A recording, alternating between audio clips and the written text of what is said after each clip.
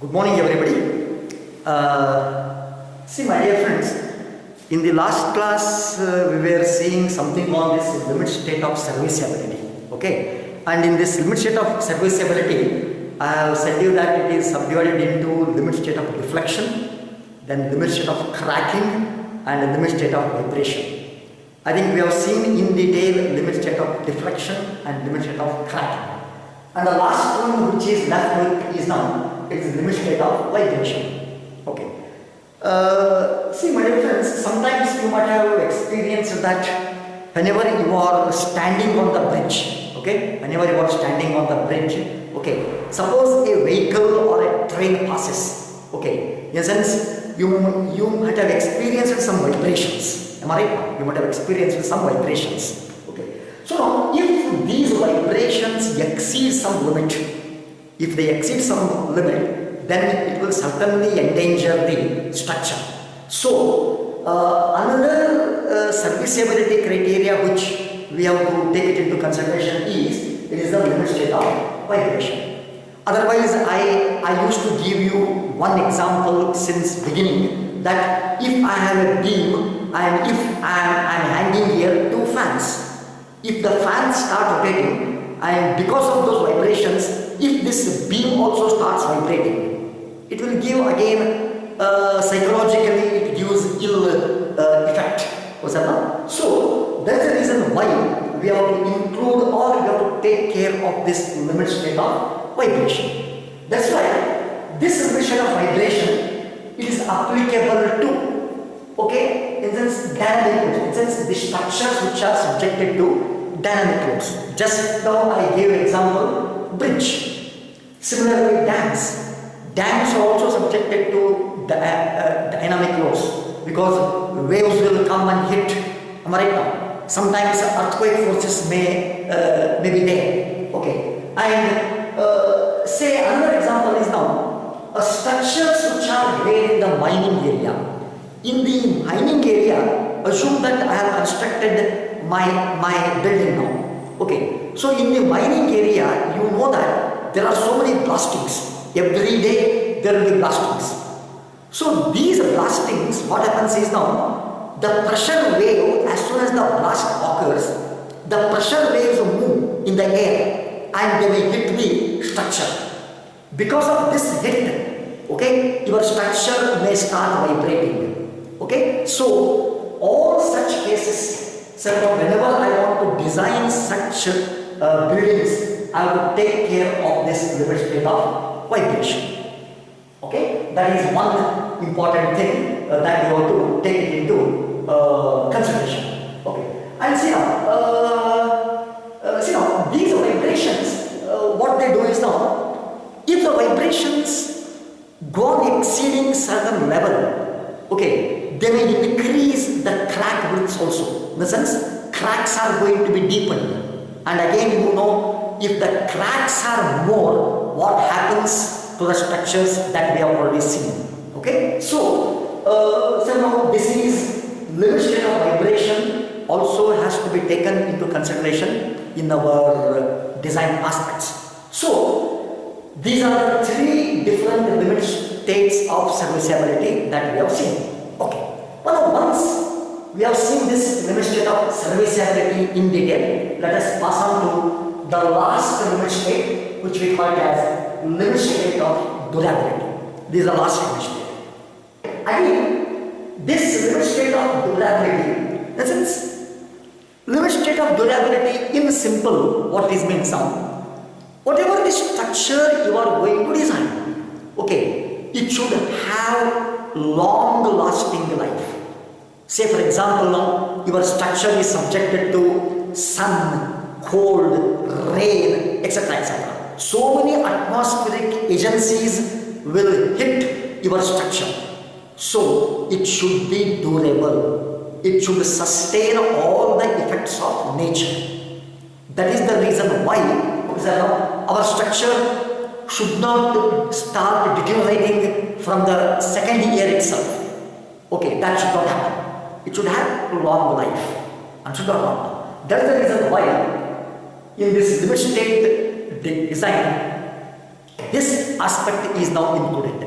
The limit state of durability. In the sense, how I can increase the life of the structure. Because on and often, you cannot construct. Is it or not? It's very costly affair. Construction is a very, very costly affair.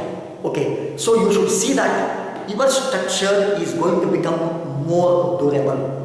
So that's the reason why we have to take it into consideration. So sir, now this limit state of durability is again subdivided into three subcategories. One is limit state of fire resistance. Another one is limit state of resistance to chemical and environmental attack. And the last one is limit state of resistance to accidental or catastrophic failures. So what these are, let us try to see now. I will take the first one, limit state of fire resistance. What is this limit state of fire resistance? Say for example, I will give you one simple example. You take godowns. Suppose you have built a godown and you have stored something there now. Okay, and your godowns are very susceptible to catch the fire. Similarly, you have constructed one oil tank. Say take for example, you have constructed one RCC water oil tank. Yes, certainly it is susceptible to catch the fire. Or say take for example now, you have constructed a building wherein you are storing some inflammable materials. Inflammable material means blasting, in sense now the materials which we use for blastings. So whenever you store such things, it's also very susceptible to catch the fire. So in such cases, okay, I will take care of this limit state of fire resistance. It is in particularly godowns, oil tanks, and structures which are storing inflammable materials. Okay. Otherwise also, our ordinary building also, we should see that I am going to design my building with respect to fire resistance, with respect to limit state of fire resistance. Why I should design my own building, or say take for example your own house. Say for example, in your own house, there is some short circuit, and the building catches fire. Building is going to catch the fire. So, what is your first aim? As soon as your building is going to catch the fire, what are you going to do? The first thing what you do is, okay, you want to rescue. Okay, you take your father, your mother, your sisters, brothers, okay, and if you are already married, you take your wife, kids, okay, and you start escaping. Am I right? In sense, the first prerequisite is, I want to escape, I want to rescue my life from this fire. Am I right now? That is important. So, your building which is catching the fire, it should give you some time for your rescue operations. You should take all your relations and run out from the building. Am I right, sir? So, before you rescue, if the building collapses, then it's of no use. Absolutely it's of no use. Am I right, sir? Because lives are very, very important. I have said you in the beginning class, safety is the first consideration. Safety becomes first. So, my life is first. Understood? I have to rescue my life and my relation's life. So now, your building, whichever you have designed, it should give you some time. Okay, some time it should give you so that you can rescue yourself plus your own family. Okay, so this limit state of fire resistance becomes very, very important in such structures. Okay, and See now, ultimately, how the failure take place, I will just explain. Assume that you are under this beam, and assume that you are having a reinforcement here. This is your reinforcement here. Okay? See now, assume that the fire breaks. The fire is going to break. Now what happens is, because of this fire, okay, your steel starts expanding. Your steel starts expanding. And this steel is going to create enormous pressure to the concrete. That is how the concrete is also going to fail. This is how in sense now, the structures which are under fire, they fail. Because this steel is going to expand because of the heat. And whenever it tries to expand, it is going to create a lot of pressure on this concrete.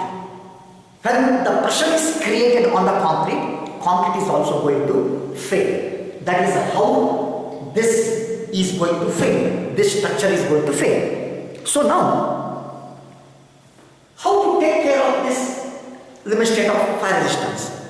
Only one simple this thing is there. This cover, whatever we have given, this we call it as cover. Concrete cover. If I increase the concrete cover, okay, automatically your steel will be safe. Your steel will be safe. In a sense, it will fail after a long time. It won't expand that easily. So now, by taking care of this cover aspect, I can take care of this limit state of fire resistance. Okay? So now, this is all about limit state of fire resistance. Let us, in the next class, we shall see both of these things now. Okay? Thank you.